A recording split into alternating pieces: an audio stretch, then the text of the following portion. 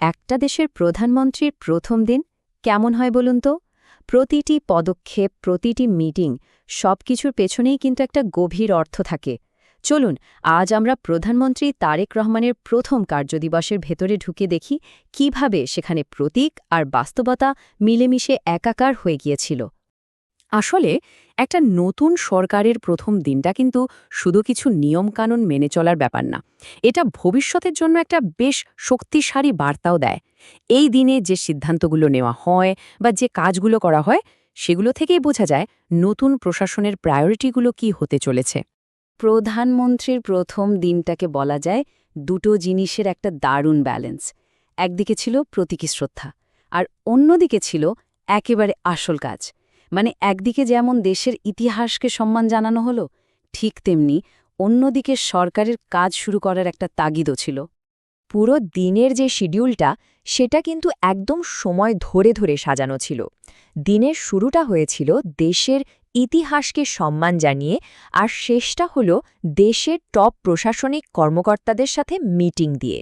সকাল থেকে বিকেল পর্যন্ত প্রত্যেকটা কাজই ছিল ঘড়ির কাঁটা ধরে করা, যা একটা গোছানো শুরুরই ইঙ্গিত দেয়। তো দিনের প্রথম ভাগটা ছিল জাতির প্রতি শ্রদ্ধা জানানোর জন্য।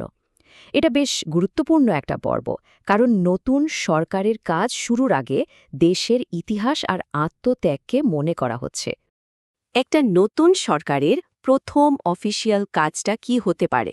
আচ্ছা, এখানে শুরুটা হয়েছিল মুক্তিযুদ্ধের বীর শহীদদের প্রতি শ্রদ্ধা জানিয়ে।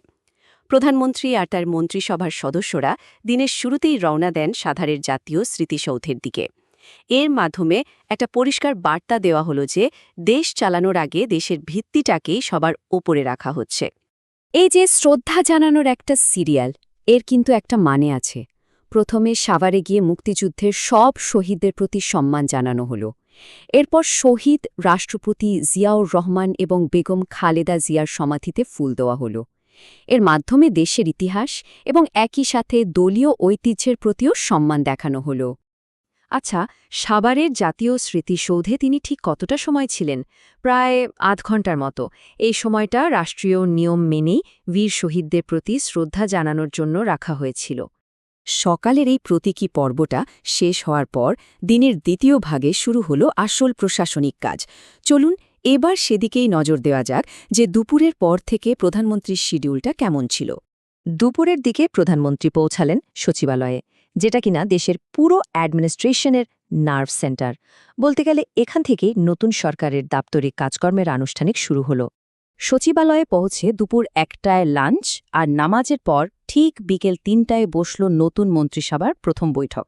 আর তার ঠিক ১ ঘণ্টা পরে বিকেল ৪টায় প্রধানমন্ত্রী সরকারের সব সচিবদের সাথে একটা মিটিংয়ে বসলেন।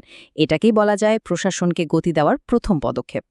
প্রধানমন্ত্রীর এই ব্যস্ত শিডিউলের পাশাপাশি আরেকটা জিনিস কিন্তু সবারই চোখে পড়ছিল, আর সেটা হলো নিরাপত্তা। পুরো এলাকা জুড়ে নেওয়া হয়েছিল এক নিশ্ছিদ্র নিরাপত্তা ব্যবস্থা। মানে একদম ভোর থেকে শুরু করে আইনশৃঙ্খলা বাহিনী পুরো এলাকাটাকে একটা নিরাপত্তার চাদরে মোড়ে ফেলেছিল। প্রধানমন্ত্রীর যাতায়াতের রাস্তা থেকে শুরু করে যেখানে যেখানে অনুষ্ঠান ছিল সব জায়গাতেই ছিল কড়া পাহারা, যাতে কোনো ধরনের সমস্যা না হয়। আর এই নিরাপত্তাটা কিন্তু কোনো সাধারণ ব্যবস্থা ছিল না। ভাবুন একবার, ৩ স্তরের সুরক্ষা, জায়গায় জায়গায় গাড়ি চেক করা হচ্ছে, ইউনিফর্ম পরা অফিসারের পাশাপাশি সাদা পোশাকেও কর্মকর্তারা ছিলেন, এমনকি সিসিটিভি দিয়েও নজর রাখা হচ্ছিল। সব মিলিয়ে একটা বিশাল আয়োজন ছিল যে কোনো ধরনের পরিস্থিতি সামলানোর জন্য। যারা সেদিন ওখানে ছিলেন তাদের কথা অনুযায়ী এই নিরাপত্তা ব্যবস্থাটা এতই বেশি ছিল যে সেটা চোখে না পড়ে উপায় ছিল না। এই একটা কথা থেকেই বোঝা যায় যে কর্তৃপক্ষ কতটা সিরিয়াস ছিল পরিস্থিতি নিয়ন্ত্রণে রাখতে। তো এই যে এত কিছু হলো সারা দিন ধরে, এর আসল মানেটা কি? প্রথম দিনের তাৎপর্যটা ঠিক কোথায়? চলুন একটু তলিয়ে দেখা যাক। দেখুন, দিনটাকে কিন্তু পরিষ্কার দুটো ভাগে ভাগ করে ফেলা যায়।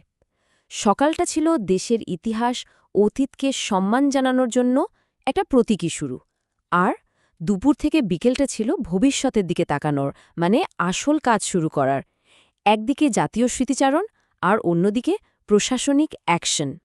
তাহলে শেষ প্রশ্নটা এটাই দাঁড়ায় যে একটা নতুন নেতৃত্বের প্রথম দিনের এই কাজগুলো আসলে কি বার্তা দিয়ে যায়। একদিকে দেশের ইতিহাস আর ঐতিহ্যের প্রতি সম্মান, আবার অন্যদিকে খুব দ্রুত প্রশাসনিক কাজে নেমে পড়া। এই যে একটা ব্যালেন্স, এটা কি তাহলে আগামী দিনের পথ চলার একটা ইঙ্গিত?